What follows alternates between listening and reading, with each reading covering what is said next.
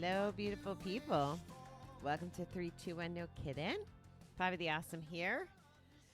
Happy to announce that we have Courtney Crump with us today, and we'll be talking about fitness and nutrition, a little bit about some other addictions. Courtney's a friend of mine that I met in a coaching class together, and we're just happy to have her here. So sit back and enjoy meeting Miss Courtney. Hello, Courtney. Welcome to 321 No Kiddin. Hey, how are you, Bobby? Nice to see you again. You too. I'm happy to have you here. You are in the physical fitness space, and as my audience always hears me talking about how important it is to be mentally, spiritually, and physically fit. Yes. So you're here to kind of share a little bit more on that with us today. So if you don't mind, can you start telling us where you're from, a little about yourself, anything you care to share so they get to know you? Absolutely. So yes, my name's Courtney. I am currently a personal trainer. I grew up a big soccer player. I played semi-pro soccer out in Charlotte and went to school on a Division I scholarship. So athletics has kind of been in me for years. But yeah, so now I'm a trainer. I do online training. I'm out in LA, so I do one-on-one training with people who are in California. And yeah, I've just been in this space for about 6-7 years now. And I have my nutrition certification, different kettlebell certifications, all the things. But really, I'm just passionate about helping people and getting them to their fittest selves. Love that. I didn't know there was such a thing as a kettlebell certification. So oh, yes, there is. Interesting. And you already brought up nutrition, and it's my understanding that's kind of important to the physical fitness. Do you want to share on that a little before we go further? Yeah, absolutely. So nutrition, man, touch on that. So, I mean, look, nutrition is everything. I can coach people through movements all day long. It's funny because me and my boyfriend just had this conversation yesterday about how we can coach people for years, but if they don't change their eating habits, it's one of those things like you're going to see a little bit of progress, but you're not going to really hit your fitness goals wholly to where you want to be until you kind of hone that in. There's also a side of nutrition with energy, right? And with your gut health, right? A lot of people don't think about nutrition as fuel. They just kind of think, food, in what comes in must go out kind of thing. And at the end of the day, your gut biome, there's a lot of research out now that suggests that your gut biome is directly correlated to your energy levels. If you have anxiety, depression, if you suffer from certain things like that, it can all, even ADHD in young kids and in adults, OCD, some of these different disorders are all linked to your gut bacteria, having too much bad bacteria. So if you can clean up your diet, right, yes, you're going to see amazing fitness goals, but then also it clears brain fog. It kind of gives your body the kick that it needs to feel better long term. You just explained that very well, and I've heard a lot about the gut health connection, but you said it makes, if we have too much bad bacteria, it produces those symptoms. So what gives you bad gut bacteria? So bad gut bacteria can come in different ways. A lot of the times it's eating a high sugar, high carb diet. Because sugar is just going to eat away at your gut lining. So there is a thing called leaky gut syndrome. I don't know if you've ever heard of that, but it's a very real thing, right? So if you eat bad foods that your body doesn't like, everybody's got intolerances, whether it's like dairy or gluten or, everybody's kind of different. They have those foods that don't make them feel very good. But if you're eating a lot of those, they're going to start eating away at your intestines, essentially, that inner lining.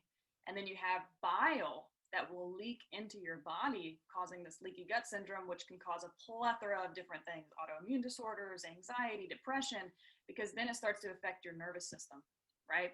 So something as simple as eating less sugar and less what we call simple carbohydrates, right? Because carbs aren't bad. And I think a lot of people give carbohydrates a very bad rep. But just eating good complex carbohydrates will help kind of heal the gut, but then you also want to think to put more good bacteria in there, right, to help fight the bad. And that's where like a good probiotic can come in.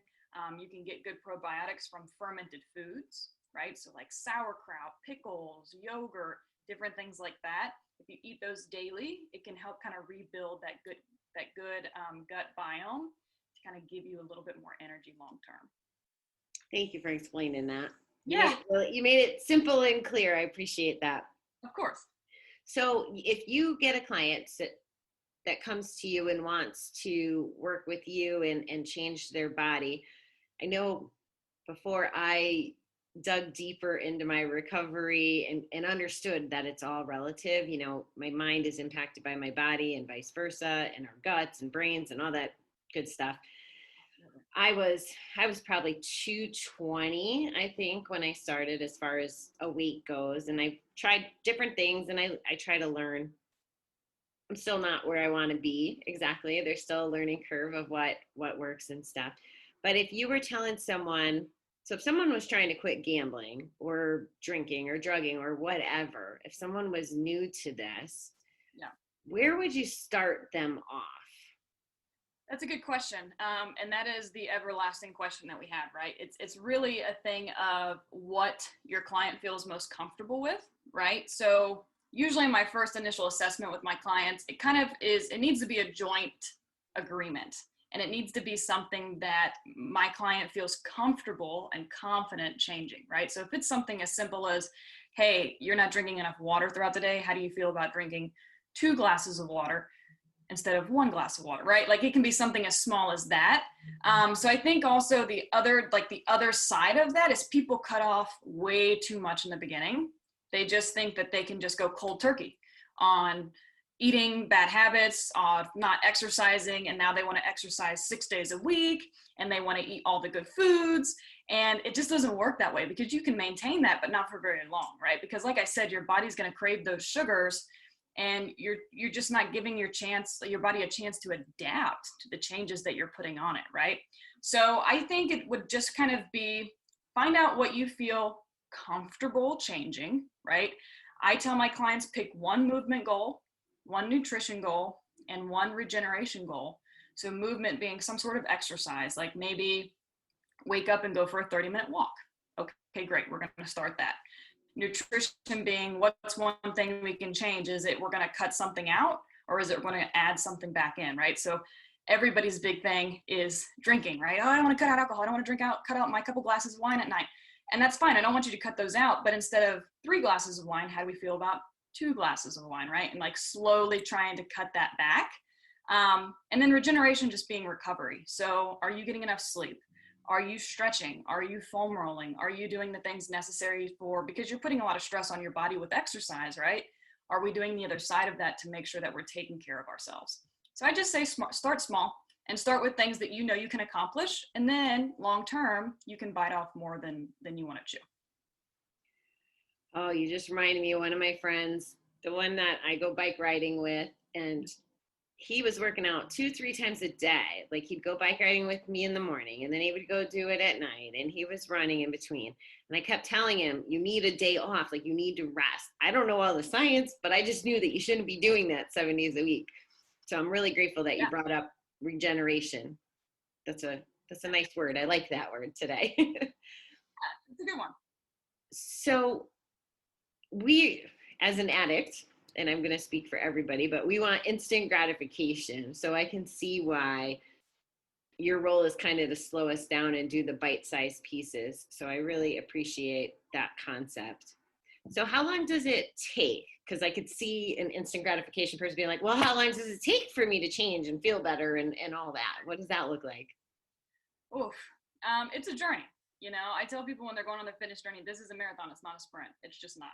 And I wish that it could be a sprint. And there are ways to sprint, but they're not gonna be a very like long term. It's just not gonna be good for you, you know. So I think focusing on actionable steps, like, are you accomplishing your nutrition goals? Are you accomplishing your exercise goals? Focusing on being able to maintain those consistently, right? That should be your focus, instead of, oh, I didn't gain any weight, or oh, I didn't lose any weight, because the number on the scale is finicky anyways. You know, as a woman, if you're on your cycle, you could be 5 pounds heavier than when you're not on your cycle, right? If you're a guy, if you ate a big steak dinner last night and you step on the scale in the morning, you're probably going to be 2 or 3 pounds heavier than you were before you went to bed. Like, there are so many factors that go into a scale number that's why it's so frustrating, right? So for a lot of my female clients, as we're strength training, because strength training is one of those things that women want to stay away from because they're like, I don't want to get bulky, right? It's a typical thing. And I'm like, you won't get bulky. It's so hard to get bulky as a woman because our testosterone just isn't that high. Whereas for a guy, the testosterone is higher, it's very easy for them to put muscle mass on. For a woman, like when they show me a bodybuilder, I'm like, do you know how many years she had to put in to look like that? We're talking about you doing a couple bicep curls, like you're going to be okay, you know? Is as you build muscle is heavier than fat. So you could be gaining 5 pounds of muscle, losing 3 pounds of body fat, and it looks like you gained 2 pounds of weight. Does that make sense? So you really have to kind of disconnect from the number on the scale and really start focusing on the consistency of it and making sure you're hitting those actionable goals and checking in with yourself and saying, hey, do I feel a little bit more energized today? Did I eat well? Do I feel less bloated? Do I feel less brain fog? Because those are the things that you're going to be able to feel instant gratification on, or you should, at least in a week or so, as opposed to like the actual weight loss and seeing the body change. That takes time. I thought that whole muscle weighs more than fat was just a polite way, like it's something you just tell your girlfriend so that they don't feel bad about the scale fluctuating. No, it's a real thing. It's real, I swear. Okay. Well, I thought I heard somewhere, I think maybe you and I have even talked about this before, that the strength training it does like a different job than cardio, right? Doesn't it burn more calories, or like if you lift weights? Yeah, so basically when you strength train, you're putting little micro tears in the muscle fibers, right? Those micro tears take longer to recover than cardio. With cardio, let's say you go do 30 minutes on the elliptical. Your heart rate gets up. Once your heart rate stabilizes back down to norm, you're kind of done burning calories. There's not really much aftermath going on there, okay? When you are strength training and you put the little micro tears in your muscle fibers, you can burn calories to repair those muscle fibers up to 72 hours after your workouts, right? So I don't know if you've ever heard of DOMS, which is what we call delayed onset muscle soreness, okay? So if you do a really heavy, let's say leg day, and you lift legs, the next day you're like, oh, I really don't feel that bad. But that second day, it's going to hit you like a freight train, right? Because the muscles need time to repair. And for whatever reason, that second day is when you feel that soreness, right? So you'd be amazed how long the body takes to recover those muscles. So yeah, up to 72 hours after a workout, you're still burning calories to repair. Wow. You just clarified it in a way that I never understood before. I didn't understand that tier part. That makes so much sense. Yeah. Because I've heard it before, but I didn't understand the why. And I know what you're talking about, the day after and the second day. It's always that second day. Wow. Okay, I just had to shout that out because I just had a whole bunch of light bulbs go on above my head. So you and I, thank you for all that wisdom, specialized stuff. You and I met in a group. We're both getting coached and working on our personal development, which I love. And I don't know that it would have been as much of a focus for me if I wasn't on my journey. And I'm just wondering, have you had any experience with folks that come from addiction?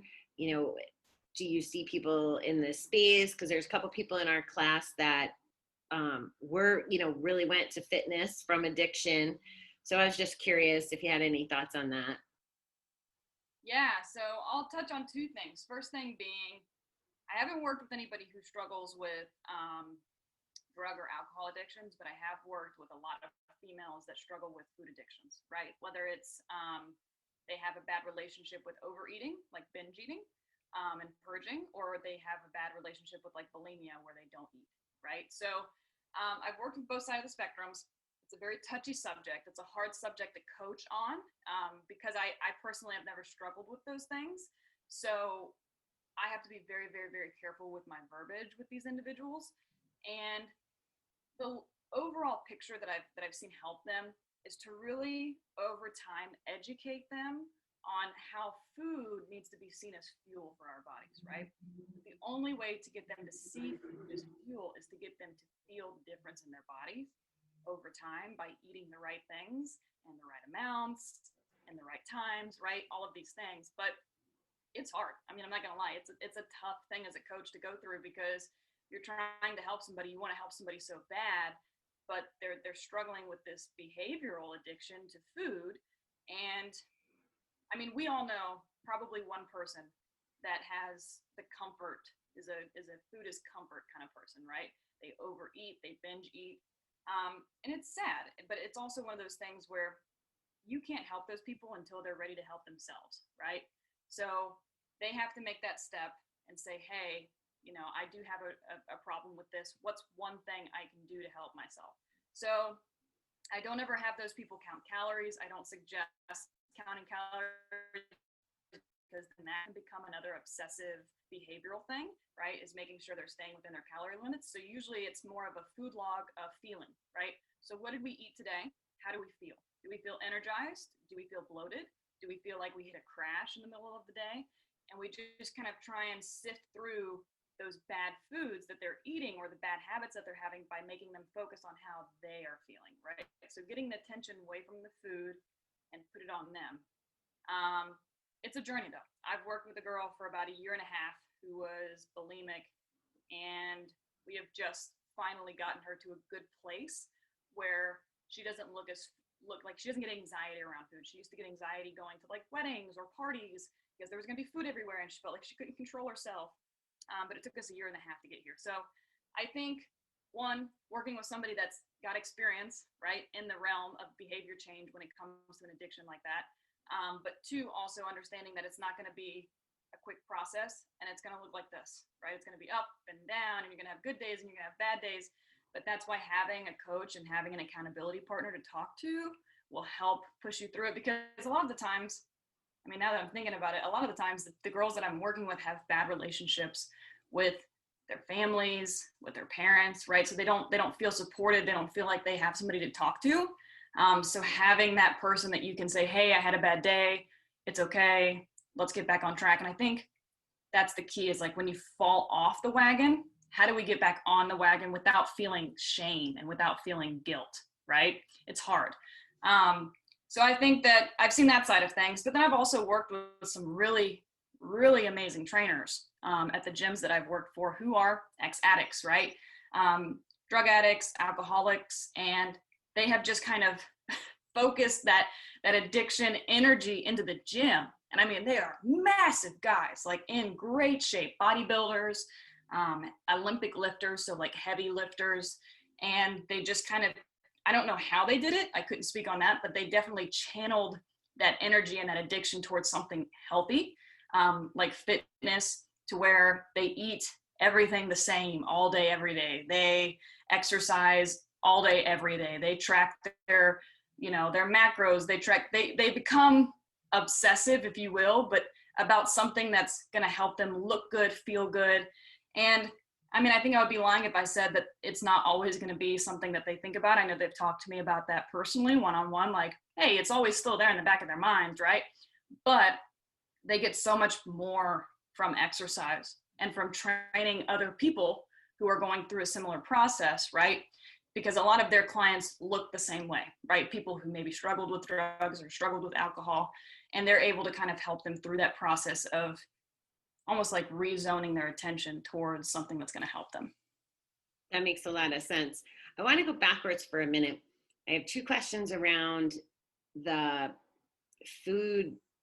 I don't know, is it behavioral issues, or I don't know the right terminology. One is it primarily women, or is it because you primarily work with women?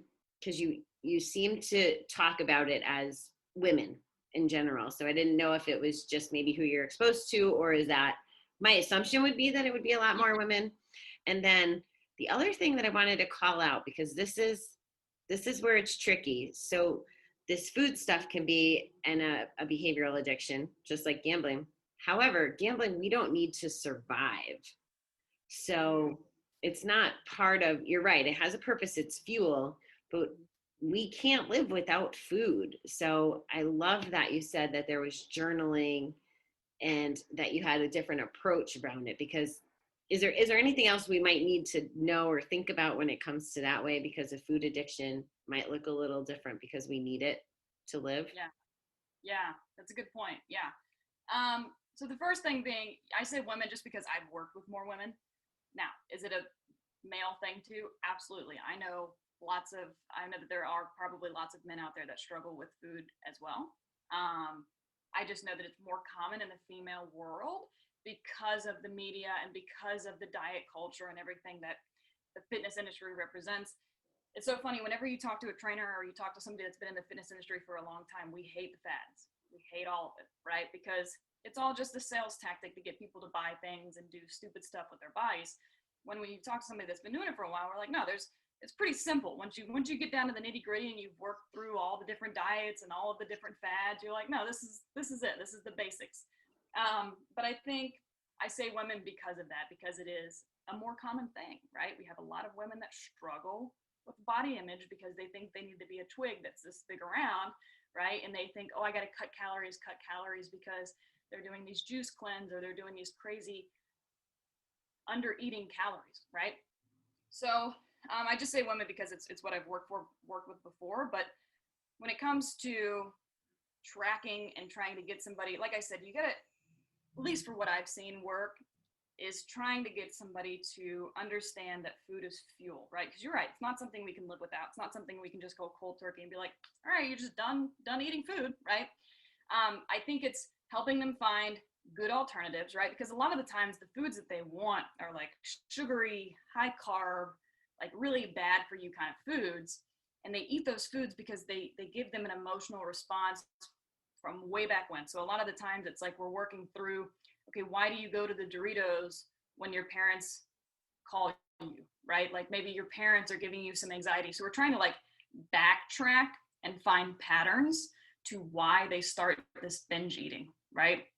And it's a hard thing to crack. That's why it can take time.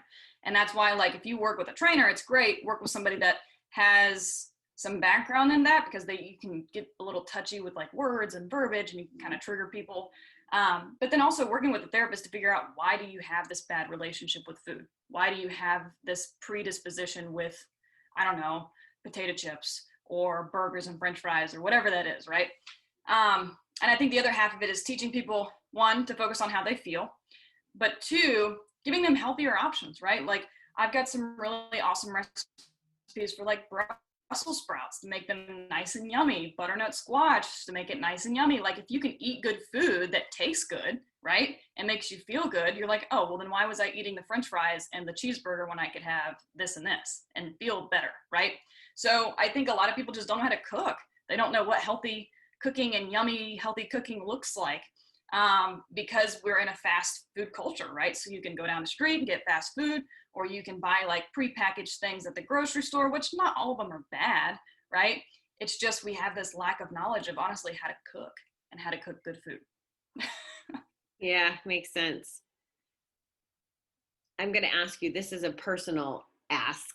How do you feel about keto? Does that fall into your fad diet bucket? No, keto's fine, right? And there's no such thing as like a bad diet because it's so personalized, right? Like, Bobby, what works for you is not what's going to work for me, and it's not what's going to work for Sarah or Sharon or whoever, right? Like, it's just so personalized, and that's why I have people track how they feel, because if it doesn't make you feel good, don't eat it.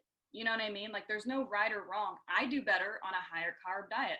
I've also always eaten a higher carb diet with all my years of athletics, right? Like, I needed that. So my body just responds well to it. If I cut my carbs, my energy goes down. So it just depends on how you feel. So I would say track, right? But ketogenic isn't bad. I think ketogenic is a better diet for more endurance athletes, because when you're in that aerobic capacity, when you're training, you are burning higher fats for fuels. I also think keto is better for men, because they don't have a cycle that they have to worry about, right? God bless them. But we do, so we have to worry about making sure we get enough carbohydrates in our diet. So I'm not opposed to it, especially because of the lower carb thing, because kind of like what I was saying earlier, people eat too many simple carbs. That's what's spiking their insulin, and that's what's causing diabetes, weight gain, fatigue, all of these things. So sometimes just finding the right amount of carbs. And I think another thing is when people go keto, they go cold turkey, and you can't do that. It's one of those things you got to kind of weed yourself off of carbs, right? So like, I think keto technically is under 20 grams of carbs a day, which is a very, very minimal amount of carbs. If you're eating 150, 200 grams of carbs a day, and you're going to go to eating 20 grams of carbs a day, well then yeah, your body's going to fight you on that, right? So if you're going to go keto, which is totally fine, and it makes you feel, again, if it makes you feel good, then do that, but weed yourself off of it, right? So one week you do 100 calories, the next week maybe you do 75, the next week you do 50, and then slowly over time weed yourself to a ketogenic diet. I think that's goes for any diet. It should be slowly progressed instead of just cold turkey, because your body doesn't have time to adapt. That makes sense. That's a good call out. Thank you. Yeah, of course. The other thought that I had was, and this is a Bobby issue, and I would imagine that a lot of people feel this way. There was a gym called Curves, and it was all women only, and it was like a circle and whatever. That was completely my comfort zone. I had always been intimidated by co-ed. Like, to me, exercise was such a private thing. Like, I didn't want boys to see me sweat. I really struggled with that. Now I don't care, but it's Right. part of my evolution. But I don't think I found I don't care until I was 40 or, very late 30s. How would you coach a female, or how would you coach someone through that? Oh, that's a really good question. And that's a very real thing. I get a lot of women that I work with in my gym because they just want the accompany of having a trainer with them so that they don't look silly, right? So I think the first thing being, just do what you're comfortable with, right? So if you want to go into the gym and you want to get on the cardio equipment and that's all you want to do, then do that, because at the end of the day, that's better than nothing, right? Also, educate yourself, right? There's no way you're going to go into a gym and one day miraculously feel comfortable doing all of these movements that you've never done before unless you do those movements, right? You got to practice. You have to have somebody show you how to do those movements. So YouTube is actually a great resource for form checking. You can go on there and type in literally any exercise, like how to do a back squat, how to do a lunge. And there are trainers on there that will coach you through those movements so that the next time you go into the gym, right, you feel more confident going through those movements because you know exactly where you should be feeling it, what it should look like. And I think the other thing is, don't, like, and this is so easy for me to say because I've just always had this mindset, don't let men take that away from you. Don't let anybody take that away from you. You need to focus on yourself, and you need to go in there and do what's best for you. And I know it's an uncomfortable situation, right? But at the end of the day, you're letting a stranger, a male stranger, take away Bobby time from you, and taking away time that you can be focusing on yourself and bettering yourself, right? And that's so sad and so frustrating as a female, because you do feel intimidated when you go in there. I know, I get it, right? When I first came into college and I walked into that weight room with all these big football players, I was like, what am I doing here? You know what I mean? It's just weird. But at the same time, everybody's training for something different. So some guy can't come up to you and tell you that you're doing something wrong because his goals are completely different than your goals, right? Like, they don't line up, and how you should be training and how he should be training are two completely different things. So I'd say start with what you're comfortable with, educate yourself, and practice at home. Like, if you don't want to just go into the gym and do it by yourself, then practice form in a mirror, right? I still do it. When I work out, I like to have mirrors because I can check myself. I can make sure my form looks good, right?